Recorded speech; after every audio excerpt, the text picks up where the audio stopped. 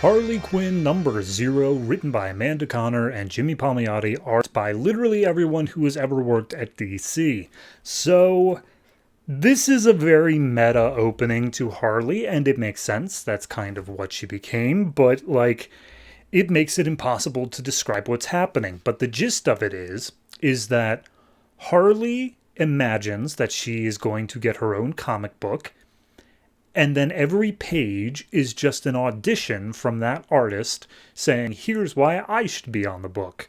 So, yeah, we open up in a storage space where Harley is just sitting inside, eating a bunch of junk food and having some drinks, talking to a stuffed beaver and saying, oh, yeah, wouldn't it be great to have my own comic book?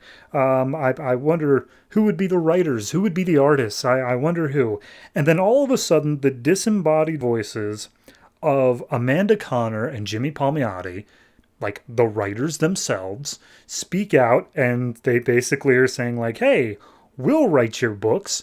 And Harley called him out as Amanda Conner's the one who draws girls with big boobs.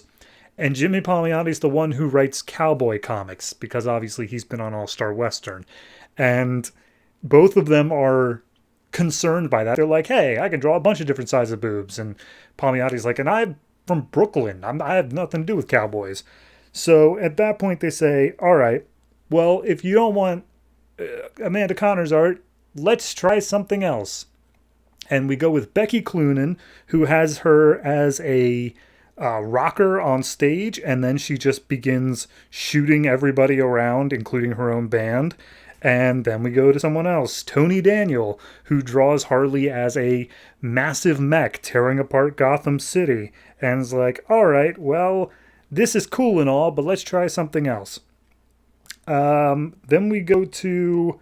Sorry, not all of them have the first and last names in the issue itself, like in the panel. So this one is Stephanie Rue, who Harley's riding a dolphin to get some drug dealers on a boat who've taken some male models hostages. She comes up, takes out the dealers, rescues the models, and then they're like, okay, hold on, let's try something a little bit more artsy.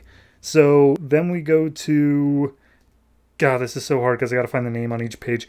Dan Panosian, who draws Harley as basically a madman secretary. Joker comes in saying, oh, what's the trouble here, Dollface? And Harley's like, rips off her clothes and starts going after Joker. And just like, whoa, hold on, that's not going to get past editorial. So then we go to Walter Simonson, who draws Harley as a ninja covered in throwing stars. And she's like, this is awesome. But yeah, she's... that's not exactly who she is. So next, then we go Jim Lee, who Harley points out, Jim Lee didn't even draw this page for this book. This is a reprint from an earlier comic because they couldn't get Jim to do it again. And she's beating up Batman in this panel. And then they say, oh, hey, Bruce Timm would never let this happen. So then we go to Bruce Timm, who draws Harley having a nightmare. She's studying for a test she's taking a test she didn't study for, and then all of a sudden she's on stage in front of people and she can't remember her line, and she says, oh, I just got to think of everybody else naked, and then she comes to, but she's naked and she's singing in church, and it's like, yep, that's Bruce Timm, all right. So then we go Charlie Adler, who draws Harley as a soccer player. And she gets roughed up, knocked down a little bit, so she pulls out a gun and just starts shooting people. And it's like, okay, that's a bit too childish. Let's go with someone else. This one I actually really like the art for, but it's not sure who it is. Adam Hughes. Adam Hughes starts out with 4 panels that are just totally unfinished sketches. And she's like, what? I can't have an entire comic like this. And he's like, sorry, my stuff takes a little bit extra time, but when I make it work, I make it work. And she's like, okay, show me what you got. And then I got a beautifully drawn panel of Harley winning some sort of beauty contest. And they also make a comment that he drew Amanda Conner and Jimmy Palmiotti's cat because... So then we get Art Baltazar with the Tiny Titans universe, and Harley comes in saying, why is everything so cute and smiley? I hate this. And she starts smashing everything around, and then she even comments there's no blood in this universe. I hate it. Get out of here. So then we go to, I think it's Josh Trad. I could be wrong there. No, Trad Moore. That's what it is. Trad Moore is doing a Poison Ivy and Harley driving off a cliff in a car away from the cops. And it's like, okay, well, this is a bit cliche. Let's try something else. So then we go to Dave Johnson, who does the exact same thing, draws a car going off a cliff with Harley in it. And she's like, all right, well, he's going to be some trouble because he's single and Harley's going to keep on hitting on him. So let's go somewhere else. Then we go to someone who, they say Jeremy Roberts, who the art is fine, but they keep playing it up as like, this art is great and he's brand new, but we're not going to use him because reasons. So they cut out of there. We then go to Sam Keith, who draws this horrific scene of like a tentacled Joker attacking Harley. And she's like, oh no. Okay, I mean, I could stay here for a little bit, but whatever. So at that point, Harley says, all right, why you guys keep on giving me so many weird artists? What's going on here? And she's like, no, Amanda Connor said, no, you're the one picking the artist. So she says, okay, then I want one of the greats. Give me Darwin Cook. So then Darwin Cook does a page where Harley and Catwoman are stealing from the writing staff at DC at what appears to be Palmiotti's and Connor's wedding. Palmiotti goes to beat them up, saying that it's Brooklyn style. He gets beat up instead, and then Amanda Connor comes in and punches out Harley and Catwoman. And at that point, Harley sits up. She comes to in quote-unquote reality, and the beaver statue says, hey, you shouldn't have gone with any of that new stuff. You need to go with one of the classics.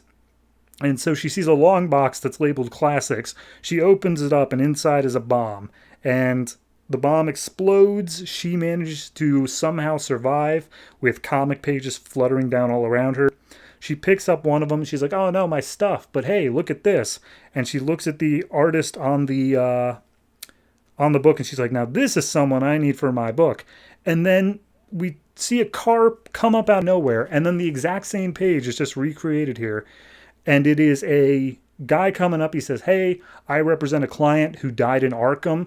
Bet you treated him back when you were Dr. Quinzel. He left you a 4-story building in in Coney Island. So you come to my office and it's all yours. And she's just like, oh boy, this is going to be fun. So that last artist was Chad Harden, and he's going to be the artist on the book. But they even make the comment that he's only, like, they say, oh, I hope he's going to be able to keep the monthly schedule and that he won't need a fill-in artist by issue 2. And then he does need a fill-in artist by issue 2. This is so insanely meta. It took me so long to get through this. Anyway, do I think it's a good book? I actually think this one's pretty funny, all things considered. But I know that the book doesn't stay like this level of meta. This is some advanced stuff going on here. In terms of the plot, I mean, she's getting a house on Coney Island, and then I'm sure all sorts of hijinks will come out of it.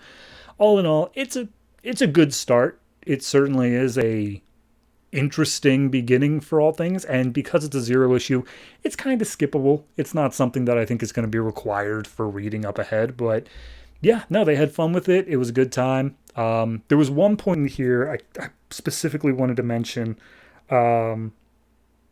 Oh, here it is.